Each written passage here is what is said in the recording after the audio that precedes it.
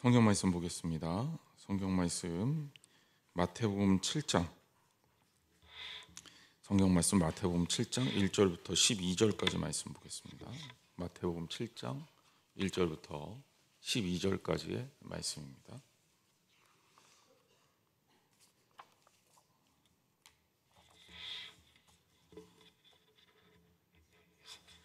마태복음 7장 1절부터 12절까지 말씀입니다.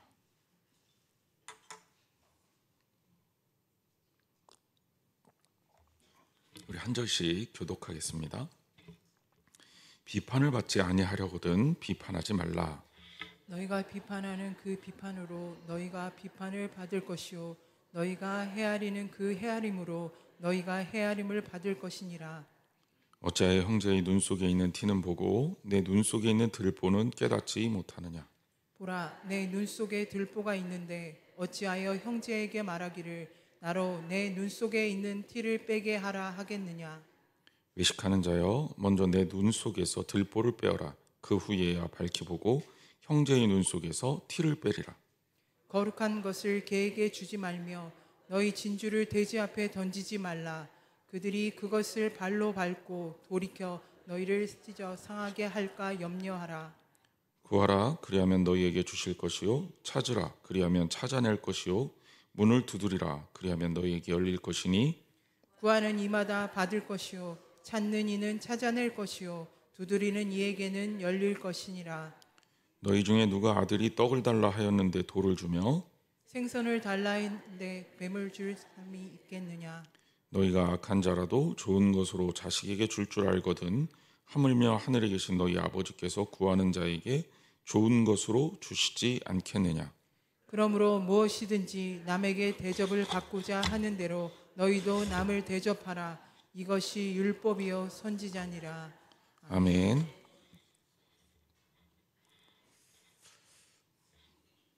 자, 오늘 우리가 공부할 주제는 다른 사람을 판단하지 않고 사는 법입니다.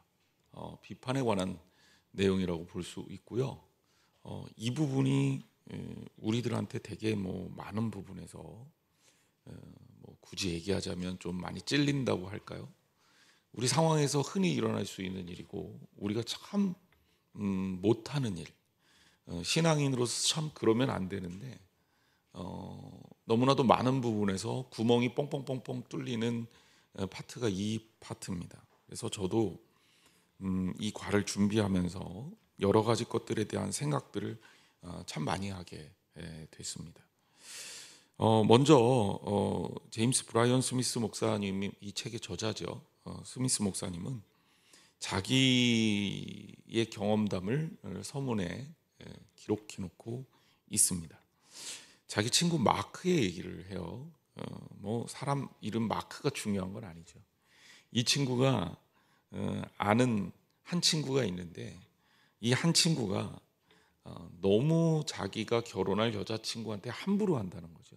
이 함부로 하는 정도가 얼마나 심하냐, 이 마크가 봤을 때 본인이 상처가 될 정도로 그 여자친구에게 함부로 한다는 겁니다.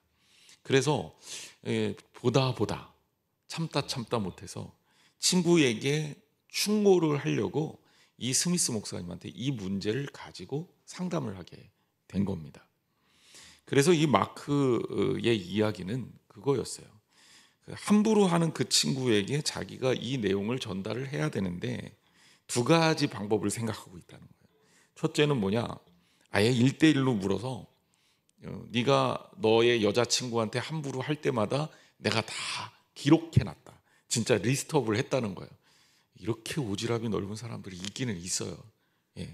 다 기록해놨다. 그러니까 이걸 보여주면서 너 이때 뭐 잘못했고, 너 이때 뭐 잘못했고, 너 이때 뭐 잘못했고, 너 이때 뭐 잘못했고, 이렇게 설명하면 좀 알아듣지 않을까.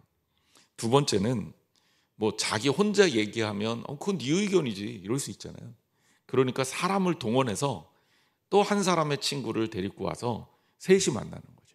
그래서 이 친구의 이야기까지 같이 하면서 너가 얼마나 함부로 했는지를 설명해 주면 알아듣지 않을까.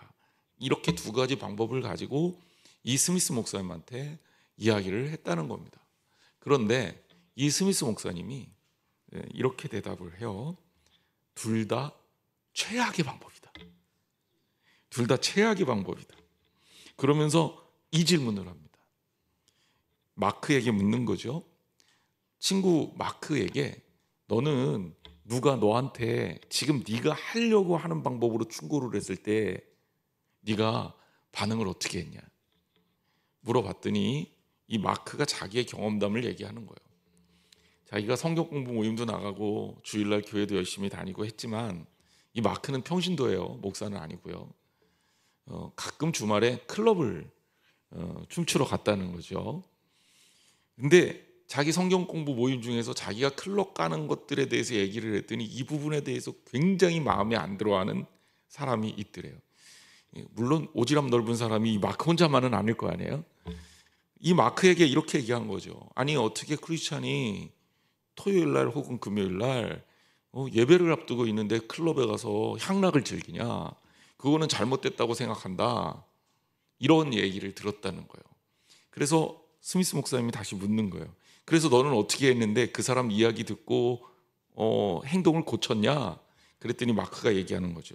물론 내가 약간의 잘못이 있다는 건 알았지만 기분이 나빠서 그 다음부터 성경 공부 모임에도 안 갔고, 그리고 그 사람하고 아는 척도 안 했다는 거예요.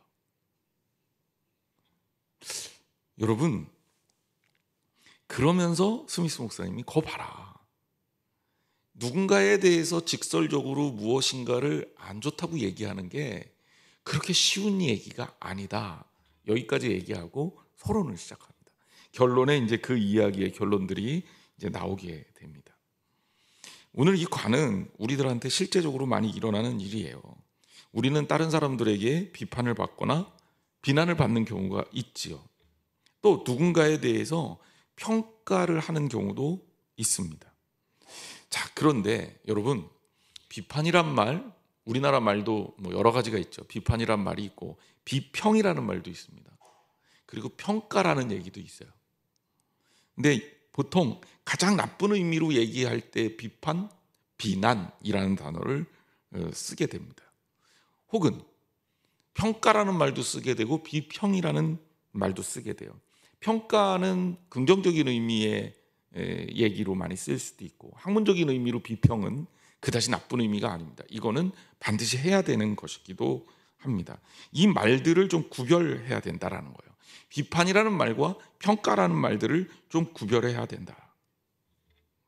자, 이 구별의 가장 중요한 기준점이 뭘까라고 얘기했을 때 상대방을 배려하는 마음이 있다, 그랬을 때 우리는 이거를 비판이라고 부르지 않는다는 거예요. 비판의 기제는 뭐냐? 이기적이라는 거죠. 비판은 어떤 때 하게 되는 거냐? 상대방의 흠을 내서 내가 우위에 서게 될 때, 상대방의 흠을 내서 내가 우월감을 느끼고 싶을 때 나오는 행동, 이것을 비판이라고 한다. 그리고 이제 저는 이제 여기에 기준에 제가 생각하는 비판의 기준을 좀 첨가한다면, 비판은 기본적으로 이기적이다. 그러니까 그 사람을 위해서 해주는 말이라기보다는 그 사람 때문에 불편했던 나를 보호하거나 혹은 내 생각을 좀 더 높게 평가하거나 상대방이 나보다 못하다라고 생각하고 싶을 때 나오는 행위가 비판인 경우가 많다. 정말 그 사람을 사랑하면 비판보다는 다른 방법을 생각하는 경우가 훨씬 더 많다라는 얘기입니다. 우리가 좀 몇 가지 성경 말씀도 그렇고, 그리고 이 이야기는 좀 한참 해봐야 될 이유가 있어요. 제가 이렇게 얘기했지만 애매한 경우도 있습니다. 예를 들면 이런 거야. 여러분, 누군가에 대해서 사랑하는 마음을 가지고 있어요. 그래서 그 사람이 잘 못 되는 거에 대해서 마음이 아파. 그래서 그 사람한테 바른 소리를 해줬어요. 그런데 결과가 오히려 안 좋게 나오는 경우 있어요, 없어요? 있어요. 그러면 뭐가 문제일까요? 그 사람이 문제일까요? 내가 사랑하는 마음으로 이렇게 얘기를 해줬는데 너 왜 그렇게 반응해? 그 사람이 문제일까요? 아니면 내가 그 사람에 대해서 솔직하게 그 사람을 위해서 한 게 아니라 사실은 그 사람을 위해서 한다고 말했지만 실제적으로 심리적으로는 꼭 그것만은 아닌 내가 문제일까요? 아니면 세 번째 경우도 있어요. 내가 그 사람을 위해서 한다고 했는데 방법론상의 문제가 있을까요? 우리는 이 세 가지 가능성을 다 살펴보고 누군가에 대해서 무엇인가 얘기를 할 때 긍정적인 말보다는 부정적인 말을 하게 될 경우에 이 세 가지 경우를 진지하게 생각해보고 행동해야 합니다. 이게 진짜 어려운데요, 굉장히 중요한 겁니다. 많은 사람들이 비판을 하면서 이런 이야기를 합니다. 그 사람을 바로잡아주기 위해서 내가 비판을 하는 거야. 그런데 문제는 뭐예요? 비판을 하면서 그 사람에 대해서 이야기를 할 때 문제가 더 심각해지는 경우가 있고 아예 관계의 단절로 이어지는 경우가 너무나도 많습니다. 이 책은요, 네 가지의 비판이 잘못된 경우를 이야기합니다. 비판이 효율적이지 않은 이유에 대해서 네 가지 얘기를 해요. 그 첫 번째가 뭐냐? 비판이 사랑의 마음에서 비롯된 방법이 아니었을 경우. 이 경우에는 비판이 절대 좋은 방법으로 이어질 수 없다는 이야기입니다. 테레사 수녀의 말을 인용하죠. 이런 이야기를 했대요. 당신이 누군가를 비판하면 그 사람을 사랑할 시간이 없습니다. 자, 우리 한번 좀 생각해 보죠. 솔직하게. 사랑하면 그 사람에 대해서 너그러워지죠. 어때요? 사랑하는 사람이 뭔가 좀 실수를 하더라도 우리는 그 사람의 실수를 용인할 준비가 되어 있습니까? 그렇지 않습니까? 대부분 다 좋아 보이는 사람의 행위에 대해서는 감싸주려고 하고 그 이유를 찾아내서 내가 용납을 하려는 경향이 많아집니다. 그런데 누군가를 비판하거나 나쁜 말을 할 때 과연 그 사람을 사랑하는 마음이 전제되어 있느냐? 그런 부분에서 우리가 이 질문을 하게 되면 많은 부분 우리는 비판하기보다는 다른 방법을 택할 가능성이 큽니다. 즉, 사랑하지 않기 때문에 비판하는 경우가 많다. 그래서 비판이 효율적이지 않다. 왜? 사람은 알거든요. 저 사람 말에 사랑이 담겨 있는지 그렇지 않은지. 두 번째는요, 비판이 옳은 소리라 할지라도요, 필요한 과정을 생략하고 얘기하면 이 비판이요, 자신에 대한 공격으로 받아들여질 수 있기 때문입니다. 말을 조금 상대방의 입장을 좀 배려해서 소위 말해서 A, B, C 단계를 밟아서 상대방의 이야기를 해야 되거든요. 그런데 많은 사람들이 그냥 머릿속을 안 거쳐. 이렇게 마음에서 생각하는 그 말들을 마음에서 욱해서 나오는 말들 있잖아요. 그런 거. 이런 게 머리를 한번 걸치고 걸러져서 골라서 나가야 돼요. 그래야 여러분 실수를 안 해요. 근데 많은 사람들이 머리를 안 거치고 가슴에서 입으로 바로 나와요. 이런 경우에 굉장히 많은 실수를 합니다. 저는 그런 경우를 너무너무 많이 봐요. 이거는 이제 이 책과 관련이 없는 얘기인데 그 말하는 기법을 심리학자들이 연구해 놓은 게 있어요. 이게 사람과의 관계에 대한 심리학적 이해인데요. 소위 말해서 너 전달법과 나 전달법이에요. 이거는 여러분 유용하니까 여러분들이 생각을 한번 해보세요. 적으셔도 돼요. 이거는 되게 유용해요. 영어로는 I 메시지, you 메시지 이렇게 됩니다. 나 전달법, 너 전달법. 이게 무슨 얘기입니까? 누군가에 대해서 얘기를 한다는 거죠. 누군가에.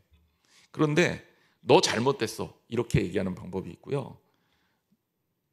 내가 지금 상황이 이래 라고 얘기하는 방법이 있어요. 어떤 경우가 상처가 덜한지 한번 생각을 해보세요. 누군가가 굉장히 좀 예의 없는 행동을 했어요. 그래서 이렇게 얘기하는 거죠. 너 전달법은 어떤 거냐? 야, 너 왜 이렇게 예의 없게 행동해? 이 말에 이 예의 없게 행동했던 그 사람이 기분이 어떨까 생각해 보세요.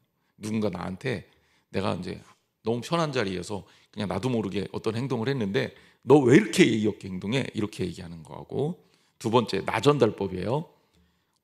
네가 그렇게 행동하니까 내가 좀 불편하네.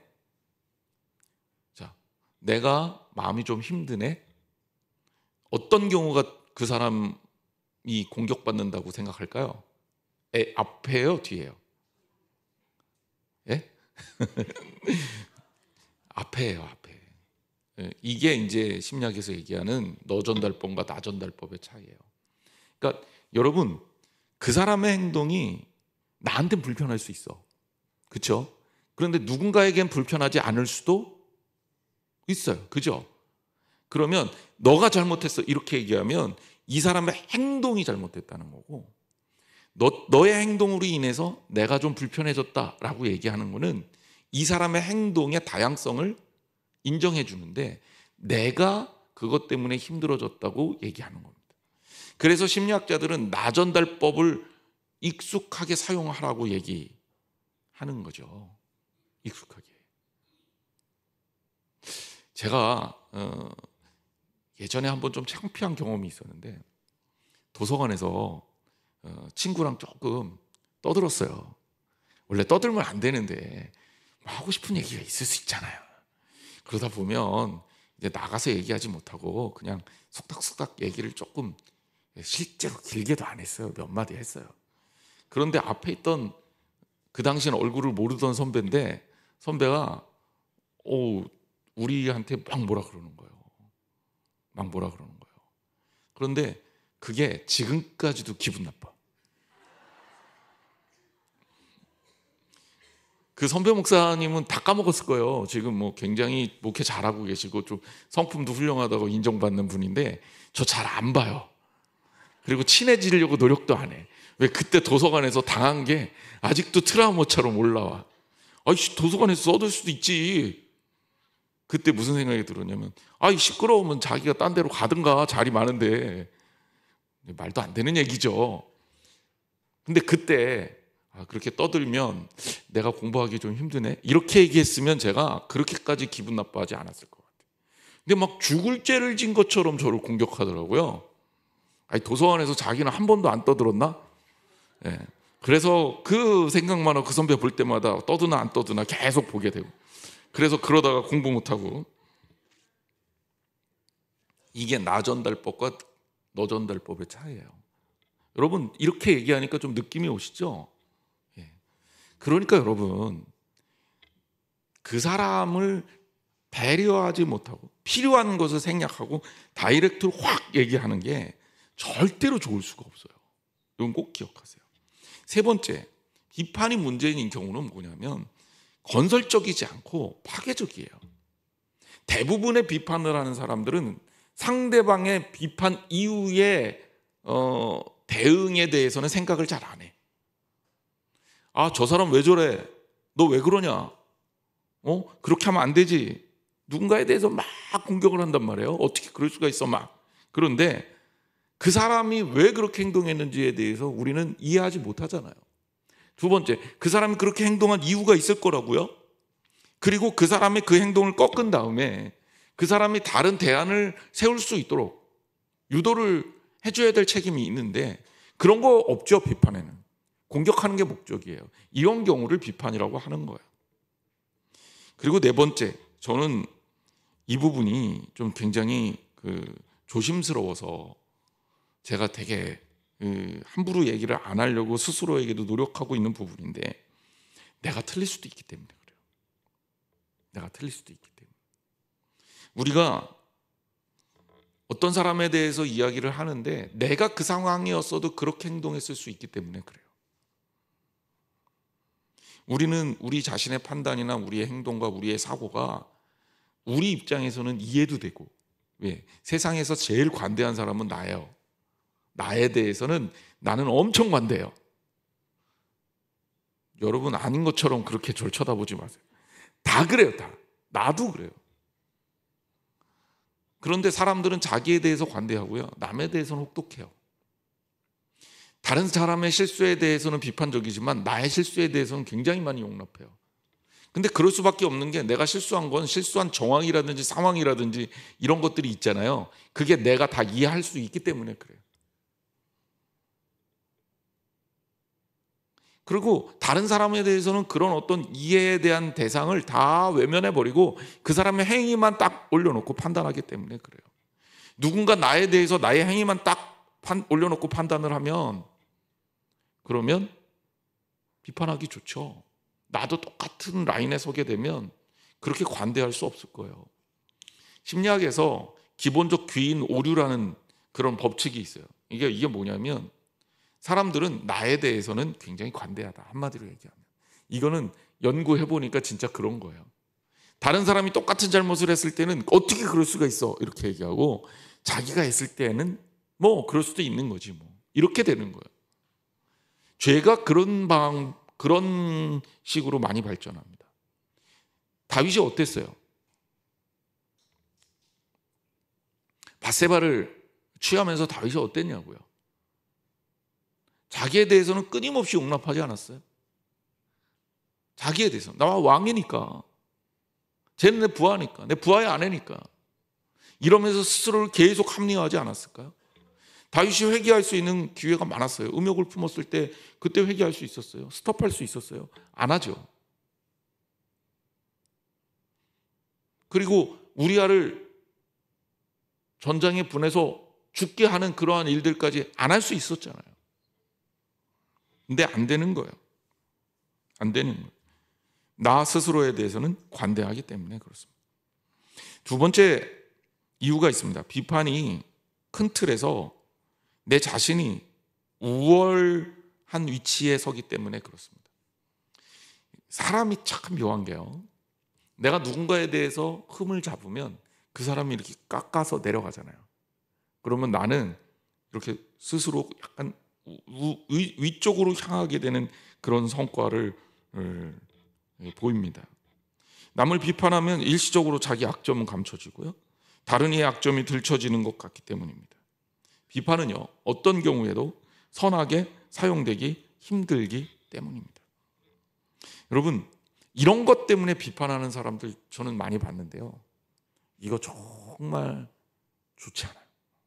왜냐하면 그 사람을 비판한다고 해서 내가 좋은 사람이 되는 게 아니잖아요. 누군가를 내가 비판을 했어, 그럼 내가 딱 좋은 사람이 되냐? 아니에요. 상대방이 내려가는 거예요. 이런 식의 경쟁은 정말 좋지 않은 거예요. 누군가를 흠집을 내서 그 사람을 공격하고 그 사람을 이미지를 하락시키면, 그러면 내가 상대적으로 우위에 가져갈 수는 있지만 나는 성장하지 못해요.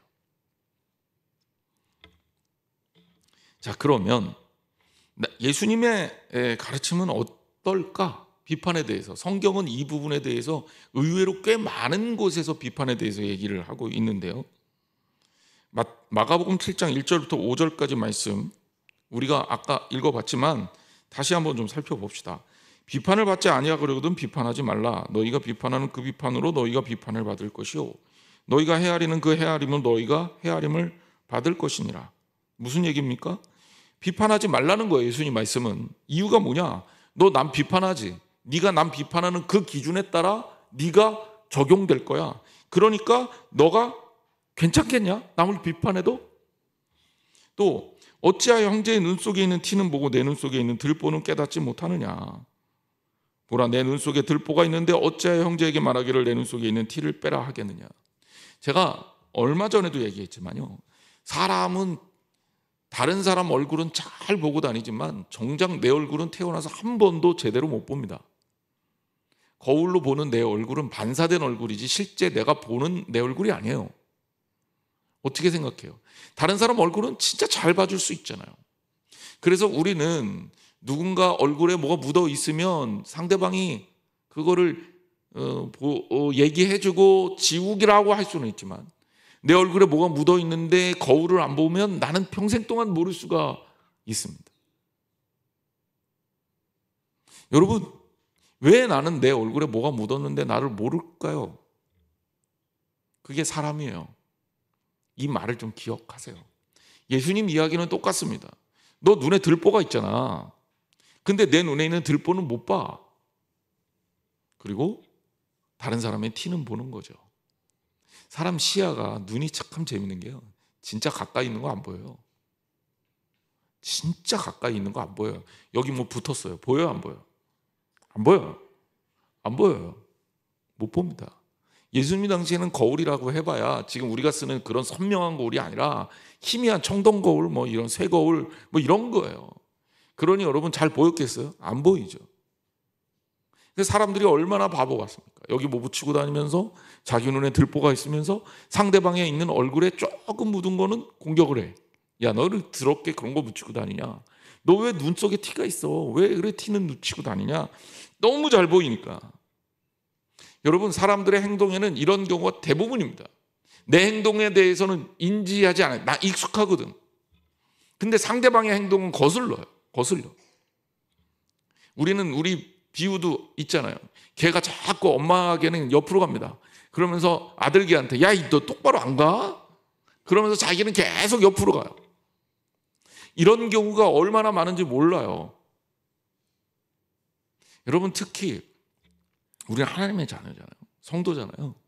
다른 사람들이 다 우리를 보고 있습니다. 너 교회 다닌다며, 너 교회 권사라며, 장로라며, 집사라며, 너 목사라며. 그런데 말이 함부로 딱 나가면 그 순간에는 그 비판이 나에 대한 비판으로 돌아올 수 있다는 사실을 기억해야 됩니다. 지나 잘하지. 자기는 못하면서. 우리 뭐라고 대답할 겁니까? 너무나도 많은 부분에서 우리는 흠이 있으면서 상대방의 흠이 보인다고 공격적인 자세가 될 수 있다는 겁니다. 본문을 읽어보면 우리는 다른 사람을 잘 판단하지만 그 판단의 기준대로 내가 살 준비는 정작 안 돼 있어요. 그러니까 예수님이 이 이야기를 하시는 거예요. 너 함부로 다른 사람 판단하지 마라. 다른 사람을 비판하면 똑같은 비판을 받을 준비를 해라. 마태복음 7장 6절 말씀입니다. 거룩한 것을 개에게 주지 말고 너희 진주를 돼지 앞에 던지지 말라. 그것이 그들을 발로 밟고 돌이켜 너희를 찢어 상하게 할까 염려하라. 자, 7장 6절은 독립된 구절로 인용이 많이 되는 겁니다. 왜? 어떻게 해석을 합니까? 이게 자격 없는 자들에게 함부로 너무 귀한 것을 주지 마. 이런 비유로, 이런 예로 쓰이는 본문이죠. 그렇죠? 처음 들어봐요? 여러분 좀 반응을 좀 보여주셔야 됩니다. 제가 여러분들이 얼마나 아는지를 확인해야 되니까.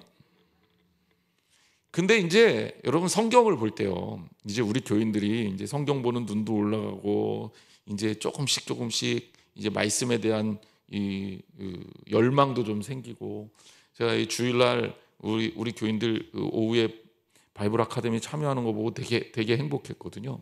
제가 되게 걱정했어요, 사실. 이거 열어놓고 한 클래스에 10명도 안 모이면 어떡하지, 막 이런 걱정을 했는데 정말 많은 성도들이 말씀을 열심히 듣는 자리에 참여하는 걸 보고 굉장히 행복했습니다. 아, 우리 성도들이 이제 말씀에 대해서 좀 배우려고, 그리고 또 알고 싶어 해서 더 열심히 노력하는구나. 그런 의미에서 이런 수준까지 제가 좀 더 말씀을 드릴게요. 성경을 읽을 때 한 절만 이렇게 딱 빼서요, 그래갖고 이 절을 막 여기저기 다 붙이고 저기다 갖다 붙이고, 이게 안 맞는 경우가 있어요. 물론 맞는 경우도 있는데 적절하지 못한 해석으로 연결될 가능성이 많습니다. 내 시작은 미약하였으나 이후에 내가 창대하리라. 여러분, 어떤 가게집 가면 늘 붙어 있고, 그리고 나중에 창대해진다니까 우리는 너무너무 좋은 말씀으로, 그렇죠? 외우고 있고 기억하고 기도할 때 인용하고 막 너무 사모하잖아요. 물론 하나님의 자녀들에게 하나님께서 부어주시는 축복이 정말 이삭에게 임했던, 아브라함에 임했던 이삭에게는 100배의 축복이 임했다 그랬고, 이렇게 성경에 근거가 없는 그런 내용은 아니니까 그냥 신앙적으로 이해하면 크게 흠이 될 만한 것은 아니지만, 믿음도 하나도 없는 사람이 그런 거 딱 걸어놓고 있으면 저는 사실 속상해요. 저건 주문하고 비슷하다. 제 주일날 그랬잖아요. 믿음은 주문이 아니라고, 기적은 주문처럼 일어나는 게 아니라고. 하나님에 대한 신앙이 기본이 돼야 하나님 말씀이 능력을 발휘하는 거예요. 믿음도 하나도 없으면서 말씀을 주문처럼 쓰지 말라는 거예요. 근데 그 말씀이 왜 문제가 되는지 아세요? 그 말씀은 하나님 말씀이 아니에요. 큰 틀에서 보면 성경에 있는 내용이니까 하나님 말씀이지만 그 말씀은 욥기에 욥의 친구들이 욥을 비난할 때 한 얘기예요. 이거 갖다가 하나님 말씀처럼 예수님이 한 것처럼 하나님이 우리에게 예언자들의 입술을 통해서 주신 말씀처럼 그렇게 받아들이면 되겠습니까? 안 되겠습니까? 우리 교회 성도들 가정에는 제가 그 말씀 가지고 갈 일이 없어요. 저는 그 말씀 가지고 그런 식으로 설교하지 않거든요. 창대하게 될 것이라고 뻥을 치지는 않습니다. 왜냐하면 그건 말씀이 아니거든. 욥의 친구들이 욥을 비난하기 위해서 갖다 쓴 거예요. 그거를 우리는 하나님 말씀이야 라고 창대하게 될 거야. 성경을 전혀 모르는 거죠. 성경을 해석할 때는요. 그래서 앞뒤 맥락, 그 성경의 배경까지 우리가 알아야 돼요. 그래야 말씀을 오용하지 않습니다. 신천지나 이단들이 왜 문제가 되는지 알아요? 근거도 없는데 성경 말씀을 마구 갖다 써요. 마구. 성경에 나타난 그룹이라는 천사가 있어요. 이 그룹을 영어 그룹으로 해석을 해요. 신천지 신학자들이라고 불리우는 사람들이 그래요. 그러면서 우깁니다. 영어 그룹은 뭐예요? 모임이잖아요. 그런데 그거 아니라고 해도 우겨요. 그게 얼마나 무식한 짓입니까? 그 그룹이라는 단어는 천사의 케루빔을 그룹으로 번역한 거예요. 그러니까 케루빔, 천사의 이름이에요. 그렇게 번역하면 안 되죠. 어떻게 모임이 됩니까? 오늘 본문의 해석도 우리가 오해할 수 있는 부분이기 때문에 그래요. 이 저자는 그 부분을 우리한테 알려주고 있는데 마태복음 7장 6절이잖아요. 그러면 1절부터 5절까지의 내용하고 연관이 있겠어요? 없겠어요? 없어요? 있어요? 있죠, 당연히. 그럼 앞에 맥락 하에 이 말씀을 해석해야 됩니다. 거룩한 것을 개에게 주지 말아라. 너희 진주를 돼지 앞에 던지지 말아라. 그들이 그것을 발로 밟고 돌이켜 너희를 찢어 상하게 할까 염려하라. 여기에서 문제는요, 돼지에 대한 얘기가 아니라 우리는 돼지에 대한 얘기로 보고 가치를 모르는 이 어리석은 자들에게 복음을 아무리 얘기해봐야 소용이 없다, 이렇게 해석하는데 여기에서 거룩한 것과 진주, 이게 복음이 아니라 뭐냐면 우리들이 얘기하는 비판에 갖다 쓰는 좋은 말들을 얘기하는 거예요. 어떤 얘기냐? 비판할 때 우리가 좋은 말들을 갖다 쓰잖아요. 때로는 사랑하는 마음에서 그것이 시작됐다고 쳐요. 그런데 문제는 받아들일 준비가 안 된 사람에게는 그게 독이 될 수 있다는 거예요. 여러분, 너무나도 당연한 진리임에도 불구하고 받아들이는 사람한테 때로는 그 진리가 그 사람을 망가뜨릴 수 없다는 거예요. 진주 좋은 겁니다. 그런데 돼지에게 주면 진주가 돼지를 알아요, 몰라요? 그럼 진주 뭐 했을까요? 돼지는 아무 의미가 없어요. 진주는 그 진주의 가치를 알고 사용할 줄 아는 사람에게 필요한 거지 돼지한테 필요한 게 아닙니다. 아무리 좋은 말도요, 비판한다면 그것을 소화시킬 수 없고요, 상대방은 그것을 좋게 반응하지 않고 오히려 해를 끼칠 수 있다고 말하는 본문이라는 거예요. 그러면서 이 스미스 목사, 제임스 브라이언 스미스 목사님이 자기 아들과의 관계를 얘기합니다. 저는 이거 참 인상적으로 봤는데요. 저도 자녀를 키우면서 많은 실수를 하지만 흔히 부모들이 많이 하는 실수이기도 합니다. 아들이 제이콥이라는 아들이 있는데 13살짜리 아들이었다고 해요. 그 아들이요, 야구를 곧잘 했답니다. 그런데 아들이 슬럼프에 빠진 거예요. 어느 날 야구를 굉장히 잘하던 아이라 어떤 리그에서 상도 받고 그랬던 아이가, 에이스였던 아이가 갑자기 야구를 못하게 됐대요. 아이 야구를 보러 갔대요. 그리고 아들이 야구를 하는 걸 굉장히 자랑스럽게 생각한 거죠, 이 목사님이. 그런데 아들이 그날 야구를 어떻게 했냐, 자기 앞으로 날아오는 공을 놓쳤는데 그 놓치고 나서도 어리버리해갖고 완전히 경기를 망쳤다. 이 아이 때문에 그 경기를 다 망쳤다는 거예요. 아빠 입장에서 속상한 거죠. 그래서 아들하고 이제 둘이 이제 운전을 하고 집에 가는 길에 저는 이제 그림이 좀 떠오르거든요. 미국 가정은 이렇게 부모가 아이의 뭐 야구 경기 이런 데 가서 뭐 잘하고 못하고 막 잘했다고 응원하고 시끄럽게 격려하고 막 별거 아닌 거 가지고 과장하고 오버하고 막 그러고 가다가 이제 뭐 아들 오늘 잘했어 뭐 사줄게 뭐 이런 분위기가 많거든요. 근데 아들하고 가다가 아버지 마음이 너무 속상하니까 아들한테 반응이 전하고 다른 거죠. 근데 아들이 아버지한테 아빠 아이스크림 좀 사주세요 그랬다는 거죠.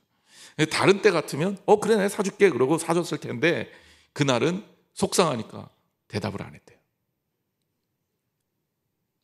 그러면서 아들이 아빠가 눈치가 이제 좀 달라졌다는 걸 알게 된 거죠.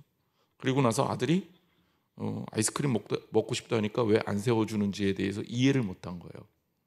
그래 아버지가 아들이 뭐라 그러니까 아들한테 드디어 마음에 있던 얘기가 빵 터진 거예요. 야, 너 게임 하지 말고 야구 연습 좀 하지 그랬냐. 너 오늘 야구 경기 때 네가 잘못하고도 하나도 수습을 안 하더라. 너 그거는 굉장히 잘못된 태도야. 너 연습도 안 하고 그러니까 야구를 못하는 거 아니냐. 아버지 입장에서는 무슨 마음이 컸냐면 야구를 좋아하는 이 아들이 거기에서 낙오자가 될까 봐 두려웠던 거예요. 저는 그 마음 알 것 같아요. 자녀가요 무조건 다 잘해야 된다고 그런 얘기를 생각하는 건 아니죠. 하지만 뭔가의 실패를 맛보게 되면 좋아하는 거에 실패를 맛보게 되면 무기력하게 될까 봐 걱정이 되는 거죠. 그래서 그렇게 막 공격적으로 얘기를 한 거예요. 함부로. 너 요새 야구 연습도 안 하고 게임만 하더라? 뭐 이러면서 너 공부도 잘 안 하면서 야구도 못하면 뭐에 쓰냐? 여러분 근데 우리 그런 말 많이 했고 하잖아요. 뭐 너는 말만 잘하더라 막. 저 어렸을 때 부모님이 한번 속상해서 그렇게 얘기했던 기억이 나요. 그때 저는 아주 훌륭하게 대처를 했습니다. 다른 거 못하니까 말이라도 잘해야죠.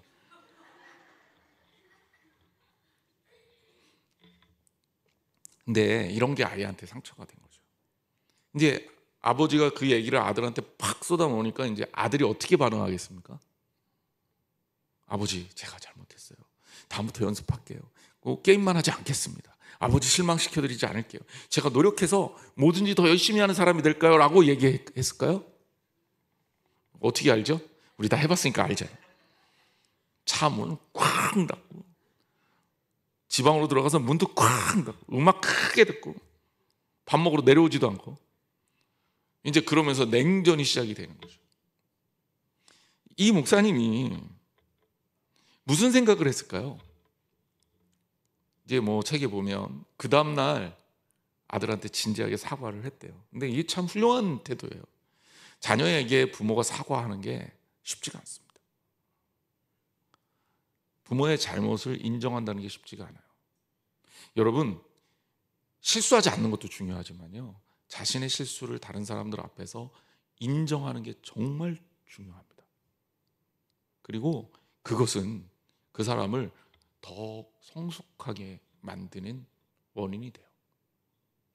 근데 사과하는 게 쉬운 게 아니죠. 정말 죽도록 하기 싫죠. 그리고 혹시라도 내가 자꾸 사과하면 제가 나를 얕잡아 볼까?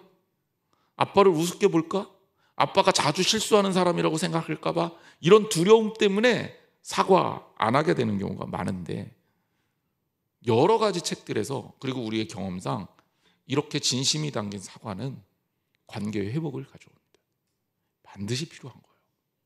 여러분 사과하는 걸 두려워하지 마세요. 그렇다고 습관적으로 막 함부로 해놓고 미안 이러고 다니지 말고 제 얘기를 여러분들이 잘 알아들어야 돼요. 그러면서 뭐 이 책의 결론부에 나온 얘기지만 여러분 궁금하실까 봐 미리 말씀을 드리면 자녀하고 관계가 잘 회복이 됐다. 하지만 자기가 그때 자녀에게 보였던 그 태도는 정말 잘못된 태도다라는 걸 인정을 합니다.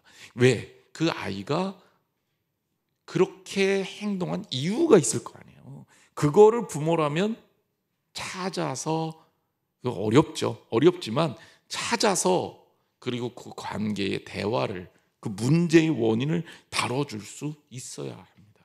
그리고 한편으로는 그게 자신이 없으면 스스로 극복할 수 있도록 기다려줘야 될 책임도 있는 거예요. 아들이 이제 뭐 그 뒤에 좀 재미난 얘기가 나오는데요. 아버지한테 요구를 했답니다. 아빠, 나보고 야구를 잘하라고만 하지 말고 나를 위해서 시간을 좀 내줘요. 티볼도 좀 쳐주고 야구 연습도 좀 같이 해줘요. 생각해보니까 한 번도 그런 경험이 없었던 거예요. 그러니까 아이 입장에서 부모에게 원하는 것은 뭘까? 자기가 늘 잘할 수 없지만 자기를 응원해주고 도와주는 부모가 필요한 거예요. 아빠는 그 비판 때문에 자기가 더 바빠졌죠. 여기에 핵심이 있습니다. 비판은 사랑을 동반해야 되고요. 사랑을 동반한다는 건 책임을 져야 한다는 얘기예요. 그렇기 때문에 함부로 말하는 게 아니라는 겁니다. 예수님은요, 비판하지 말아야 될 이유를 정리합니다. 첫 번째, 비판이 분노만 자극한다. 그리고 상대방이 나에 대해서 공격적 태도를 취할 수밖에 없다. 두 번째, 우리 눈에 들보와 마찬가지로 정죄하는 것은 다른 사람들 돕기보다는 오히려 방해만 만든다. 세 번째, 그 소화가 되지 않기 때문에 영양분도 될 수 없다는 이야기입니다. 그렇다면 우리가 다른 이를 도울 수 있는 가장 좋은 방법이 뭘까? 이 성경에 연결해서 보면 이렇게 답이 다 나옵니다. 마태복음 7장 7절에서 11절 말씀입니다. 우리 같이 읽은 본문이지만 우리 다시 한번 읽어보겠습니다. 여러분 가진 교재 53페이지입니다. 시작. 구하라 그리하면 너희에게 주실 것이요 찾으라 그리하면 찾아낼 것이요 문을 두드리라 그리하면 너희에게 열릴 것이니 구하는 이마다 받을 것이요 찾는 이는 찾아낼 것이요 두드리는 이에게는 열릴 것이니라. 너희 중에 누가 아들이 떡을 달라 하는데 돌을 주며 생선을 달라 하는데 뱀을 줄 사람이 있겠느냐. 너희가 악한 자라도 좋은 것으로 자식에게 줄 줄 알거든 하물며 하늘에 계신 너희 아버지께서 구하는 자에게 좋은 것으로 주시지 않겠느냐. 아멘. 물론 이 말씀은 그 말씀 그 자체로도 너무 귀한 말씀이지만 앞에 상황과 연결해서 생각해 보면 결국 뭐예요? 우리가 누군가를 비판하고 비난하기 전에 우리가 무엇을 해야 된다는 거예요? 기도하라는 얘기예요. 최고의 책은 기도라는 거예요. 왜? 우리 눈에 있는 들보가 있잖아요. 이것도 해결하지 못하면서 남의 티를 공격한다? 이거 되게 어려운 일이죠. 그런데 남의 티를 지적해서 그 사람의 티를 없애주는 것도 훌륭한 일입니다. 해야 되는 일이에요. 이럴 때 어떻게 그 일을 해결할 수 있을까? 이 질문에 대해서 예수님이 답을 하고 있는 거죠. 뭐냐? 기도하는 것이 가장 좋은 해결책이라는 거예요. 왜? 기도를 하게 되면 우리는 그 사람에 대해서 더 많은 애정을 갖게 됩니다. 저는 누군가가 마음에 걸려서 기도를 하기 시작할 때 그 사람을 놓고 기도를 하다 보니까 그 사람을 더 많이 생각하게 된 경험이 참 많습니다. 그러다 보면 그 사람을 더 많이 이해하게 되지요. 긍휼한 마음이 생기고요. 비판의 마음이 줄어들고요. 기도하면 하나님께서 어떻게 해야 할지 지혜를 주십니다. 그런데 이렇게는 하지 마세요. 기도하고 했고 응답이 받았으니까 나는 기도하고 하는 거야. 그리고 막 하지 마세요. 왜냐하면 기도를 함에도 불구하고 이거를 내가 오해하고 행동할 수 있기 때문에 그래요. 저 기도해봤는데요. 이게 제일 어떤 때는 무서울 때가 있거든요. 여러분 기도하지 않고 행동하는 거 문제입니다. 그런데 하나님께 주도권을 맡긴다는 의미예요. 기도는요. 그러니까 기도해놓고 내 맘대로 하라는 얘기가 아니에요. 제가 목회자로 살면서 기도했음에도 불구하고 행동하고 판단하고 말할 때 조심스러운 경우가 참 많거든요. 기도하지 않고 하면 그건 많이 잘못된 거고요. 기도하고 했으나 기도한 다음에는 주도권이 하나님께 가 있다는 사실을 우리는 인정해야 돼요. 주도권이 하나님한테 가 있는 사람은 겸손하게 되죠. 기도하고 교만해지면 안 되는 겁니다. 이것도 여기 그래서 저자는 그런 얘기해요. 기도한 후에야 우리가 염려하고 있는 것에 대해서 그 사람에게 이야기할 수 있는 자격이 생긴다. 그러니까 기도하지 않고는 얘기하지 말라는 거예요. 그리고 이것도 조심스럽게 접근해야 된다. 그러면서 두 가지 원칙을 얘기합니다. 첫 번째, 기도할 때 우리는 계속 기도해야 된다는 거예요. 그리고 두 번째, 이거 되게 중요한데요. 소통하고자 하는 대상과 함께 서야 한다는 거예요. 그러면서 재미난 비유를 들어요. 누군가를 공격한다는 것은 그 사람에게 수류탄을 던지는 것 같다. 그 사람의 어쩌면 굉장히 큰 충격을 줄 수 있기 때문에. 그런데 나는 멀리 떨어져서 너 거기 서 있어, 수류탄 막 던지고 나는 엎드려서 피하고, 이렇게 되면 안 된다는 거예요. 그건 공격이라는 거죠. 수류탄을 깔 때는 같이 수류탄을 맞아야 된다는 거예요. 이게 참 어렵죠. 제가 늘 얘기하는 게, 그래서 사랑하지 않으면 비판하지 말라는 거예요. 사랑하지 않으면. 사랑하면 비판해도 되느냐? 사랑한다면 비판할 때 그 비판을 함께 맞으라는 거예요. 그러니까 비판한다는 건 누군가를 올바른 얘기를 한다는 건 진짜 어려운 얘기예요. 그리고 누군가와 함께 선 순간에 그거는 비판이 아니라 함께 어려움을 극복해 내가는 것이 되겠죠. 마태복음 7장 12절에 이런 이야기로 결론을 내립니다. 그러므로 누구든지 남에게 대접받고자 하는 대로 너희도 남을 대접하라. 이것이 율법이요 선지자니라. 예수님의 이 한편의 설교가 한꺼번에 7장 1절부터 12절까지가 쫙 읽고 해석이 되니까 연결이 되잖아요. 우리가 왜 남에게 대접받고자 하는 대로 남을 대접해야 되느냐? 여기에 비판이라는 기준도 있는 겁니다. 결국 남을 비판하고자 한다면 나라면 상대방이 어떻게 해주기를 바랄까? 이 위치에 서서 다른 사람과 교제하라는 거예요. 웨슬리 목사님은 이렇게 얘기했습니다. 남이 자신에게 하지 않았으면 하는 일을 절대로 다른 사람에게 하지 말라. 당신의 이웃을 비판하지 말라. 절대로 그 자리에 없는 사람의 잘못을 이야기하지 말라. 아까 친구 마크 얘기를 서두에 했습니다. 마크에게 이 브라이언 스미스 목사님이 이렇게 얘기했어요.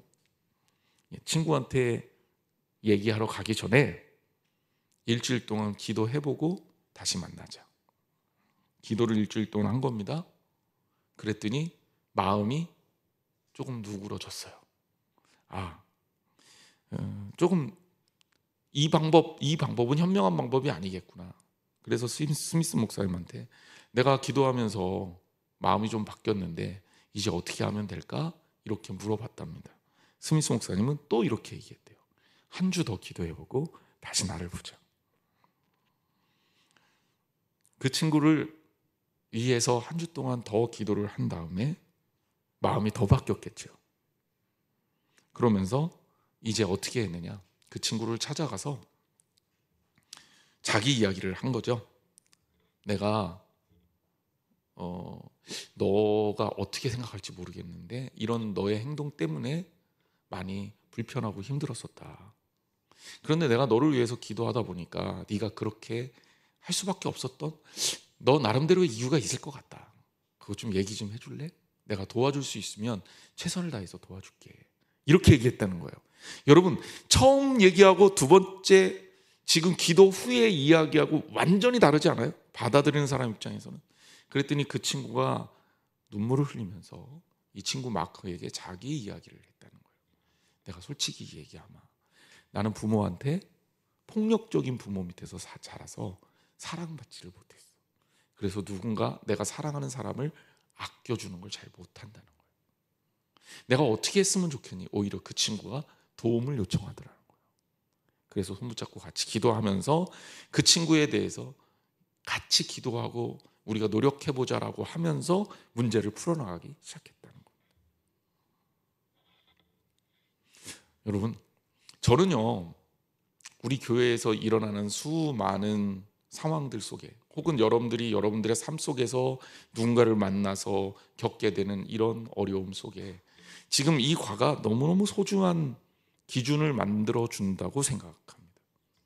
교회 안에서 제가 말을 안 한다고 못 듣는 건 아니에요. 교인들 누구와 누가 다퉜대요. 누구와 누구는 사이가 안 좋대요. 누구하고 누구는 무슨 일이 있어서 교회에서도 잘 안 볼라 그래요. 이제 같은 속해 넣으면 교회 둘 다 안 나온다 그랬어요. 근데 참 마음이 아프죠. 물론 제가 그분들한테 권사님, 집사님 어떻게 그럴 수가 있어요. 성도가 그러면 안 되죠. 절대 하지 마요. 이렇게 함부로 얘기하기도 어려운 게 저도 그럴 수 있는 사람이기 때문에 그래요. 저라고 마음에 안 드는 사람 없겠어요? 그런데 나도 때로는 그렇게 다투는 경우 왜 없겠어요? 뭐 생각해보면 흔하진 않지만 있긴 있거든요. 그럼 여러분, 그럴 때 어떻게 그 문제를 해결해야 될까? 우리가 좀 성숙한 크리스찬이 돼야 되잖아요. 이제 옛날 처음 예수님 믿을 때처럼 그런 신앙 말고요, 이제는 조금 성숙해서 나를 위한 신앙 말고 우리를 위한 신앙, 그것보다 더 성숙해져서 예수 그리스도를 위한 신앙으로 조금 바뀌어야 되지 않을까요? 그러면 내가 누군가와 불편한 관계가 된다는 게 어떤 걸 말할까? 내가 누군가에 대해서 안 좋은 얘기를 한다는 게 어떤 걸 말할까? 조금 생각을 해볼 필요가 있다는 거예요. 물론 하나부터 열까지 상례적으로 나랑 안 맞는 사람들이 있어.